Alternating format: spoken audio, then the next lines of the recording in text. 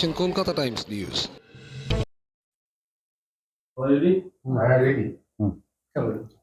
আজকে হচ্ছে 29 ডিসেম্বর।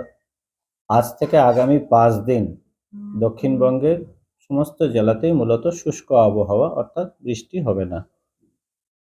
দিনের তাপমাত্রার সিগনিফিক্যান্ট চেঞ্জ নেই, রাদার একটু মার্জিনালি বাড়তে পারে শেষের দিকে, মানে 5 দিনের শেষের দিকে সামান্য একটু বাড়তে পারে। মিনিমাম টেম্পারেচার কিন্তু আশা করি আর বাড়বে না, রাদার 1 জানুয়ারি অর্থাৎ নববর্ষে 1 ডিগ্রি ফল হলেও হওয়ার সম্ভাবনা থাকছে। উত্তরবঙ্গের ক্ষেত্রে দার্জিলিং এবং কালিম্পং ছাড়া বাকি জেলাতে মূলত শুষ্ক আবহাওয়া। দার্জিলিং এবং কালিম্পংয়ে 31 থেকে 2, এই যে 3 দিন 31, 1, 2, এই সময়টাতে হালকা বৃষ্টির একটা সম্ভাবনা থাকবে এবং হিলসের হায়ার রিচেসে স্নোফলের সম্ভাবনা থাকছে। কারণ হিসাবে একটা WD ক্রস করবে, তার জন্যে।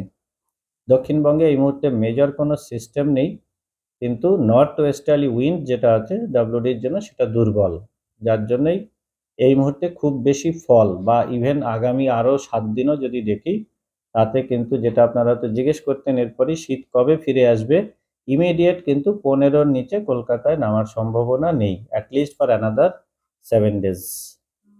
ফলে বাড়বেও না, মিনিমাম টেম্পারেচার যেটা চলছে সেটাই থাকবে, হয়তো মার্জিনালি 1 ডিগ্রি কি 0.5 ডিগ্রি আরও ফল হওয়ার সম্ভাবনা থাকছে।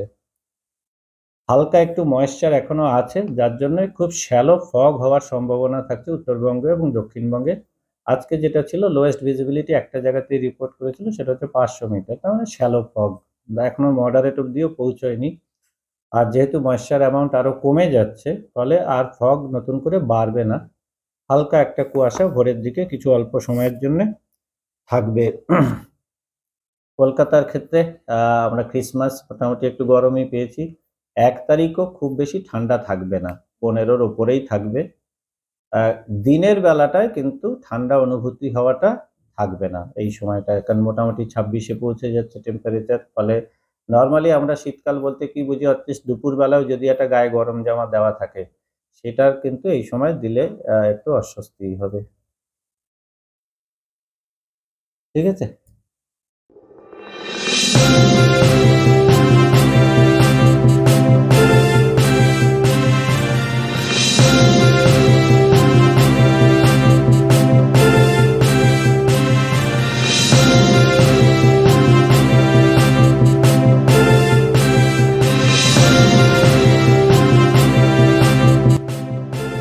আপনারা দেখছেন কলকাতা টাইমস নিউজ।